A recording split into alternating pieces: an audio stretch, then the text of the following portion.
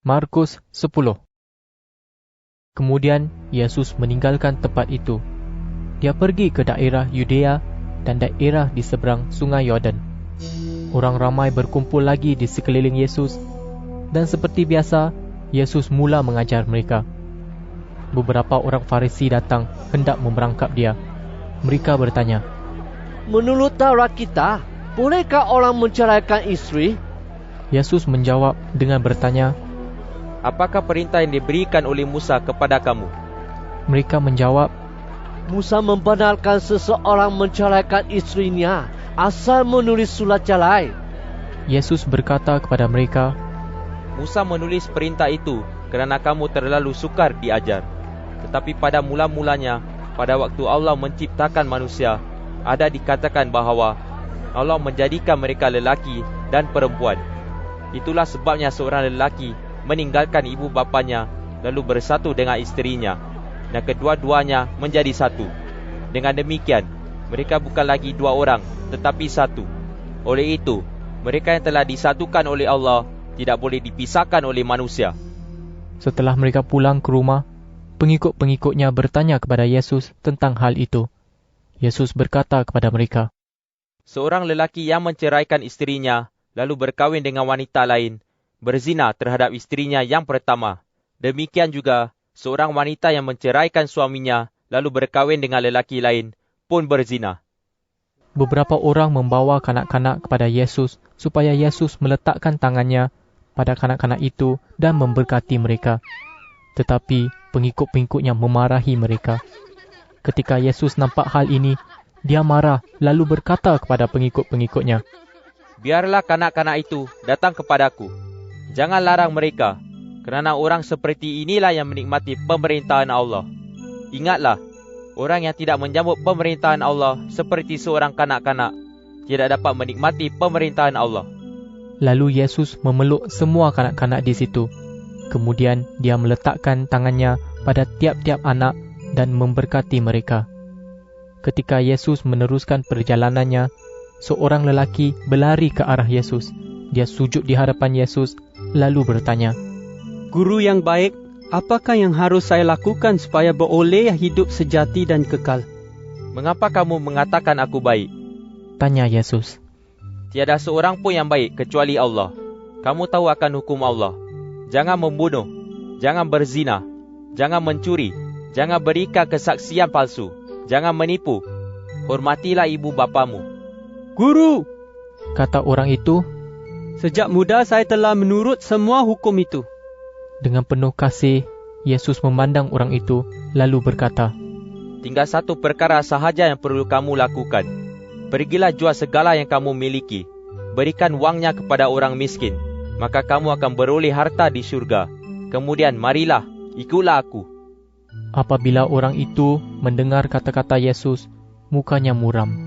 Dia terus meninggalkan tempat itu dengan susah hati kerana dia sangat kaya. Yesus memandang pengikut-pengikutnya lalu berkata kepada mereka, Alangkah susahnya bagi orang kaya menikmati pemerintahan Allah. Pengikut-pengikutnya terperanjat mendengar kata-kata Yesus itu. Tetapi Yesus berkata pula, Hai anak-anakku, memang susah untuk menikmati pemerintahan Allah. Lebih mudah bagi seekor unta memasuki lubang jarum daripada seorang kaya menikmati pemerintahan Allah.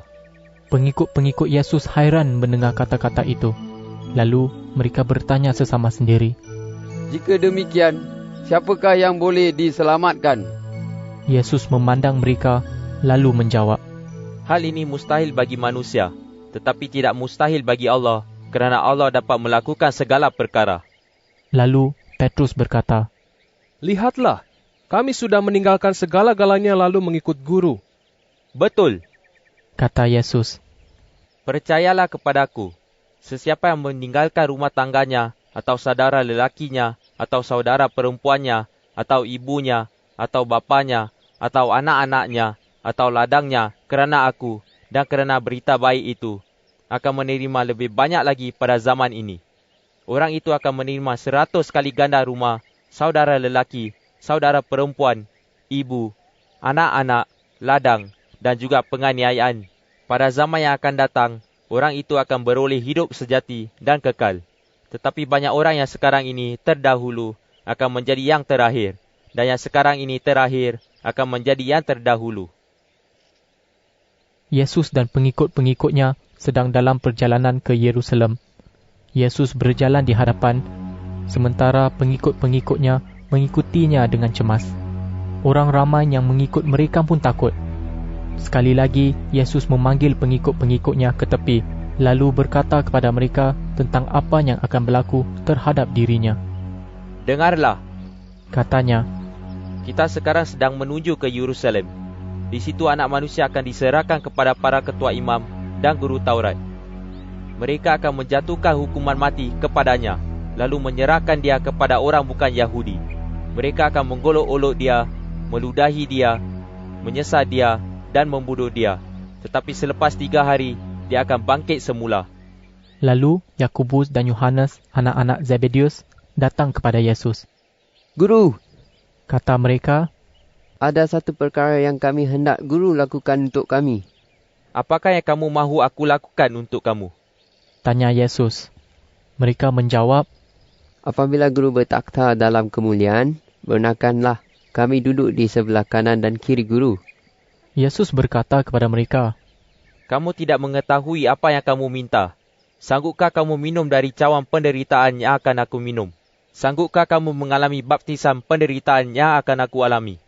Sanggup. Jawab mereka.